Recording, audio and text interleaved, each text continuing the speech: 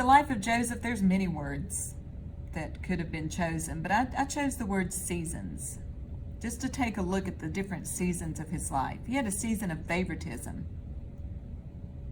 He was the child that Jacob loved more than the others.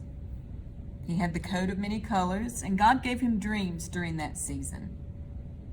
But that went right into a season of suffering. Many years he was in the season of suffering. He was thrown into the pit. He was sold as a slave. But even though he was a slave at Potiphar's house was blessed because of Joseph. We know he was pursued by Potiphar's wife, and he just left his garment and ran. And then he was thrown into jail. And Psalms 105 even tells us that he was in chains when he was in jail. The Lord was with him during that time, the scripture tells us, but he was still in chains. But he wasn't focused on himself. He ministered to others, even when he was in jail. When the servants of Pharaoh came in and they had dreams, Joseph ministered to them. But he told them, don't forget me. When you leave, don't forget me. But they did. It was 2 more years that he was forgotten in jail. And then Pharaoh had dreams, and he was remembered. And then he was put in a role of leadership. He was the second in command in Egypt. Acts even tells us he was the governor of Egypt. He was powerful and wealthy. And he encountered his brothers. They didn't recognize him, but he knew them. The same road that they traveled to Egypt to get the grain, that was the same road that Joseph was trafficked on all those years prior. But he didn't take revenge. He was merciful to his brothers. Now, he did test them to see if they had changed, but he was merciful to them, and he chose to forgive. And I think the scripture that sums up Joseph's life is Genesis 50:20. What you meant evil against me, but God meant it for good. It's easy for us to see purpose in his suffering, but he didn't know how his story was going to end, how it would all come together. Just like us. We don't know how our story will end. We don't know when the season that we're in right now, we don't know when that will end. And God sometimes puts us in uncomfortable seasons so we can grow and mature in him.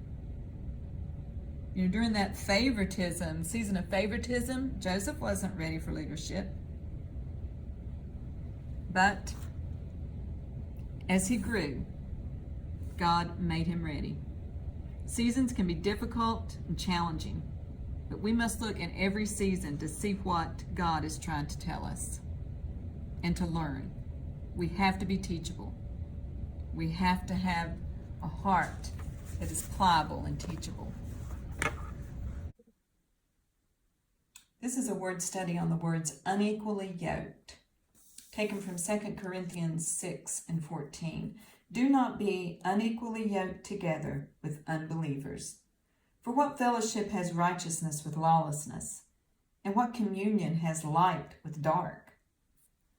The definition of a yoke is a wooden bar or frame by which 2 animals are joined together at the neck for working. A great artistic abilities there. That's what a yoke looks like.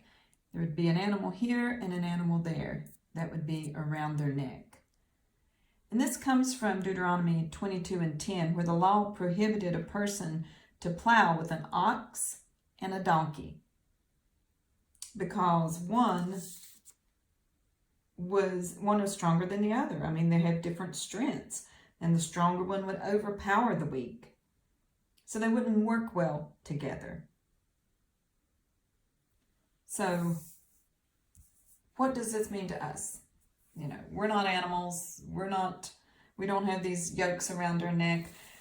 Well, growing up, whenever I heard this sermon preached, or this scripture preached, 100% it was on, do not marry a heathen. I mean, that's all I heard from this scripture, that it was only about marriage. Do not be yoked together with an unbeliever. Do not marry someone who's not a Christian, who doesn't believe. And absolutely, it does refer to marriage. But any relationship, any business partnership, close business partnership that you get into, and close friendships. I mean, unbelievers can bring you down, can lead you away from Christ.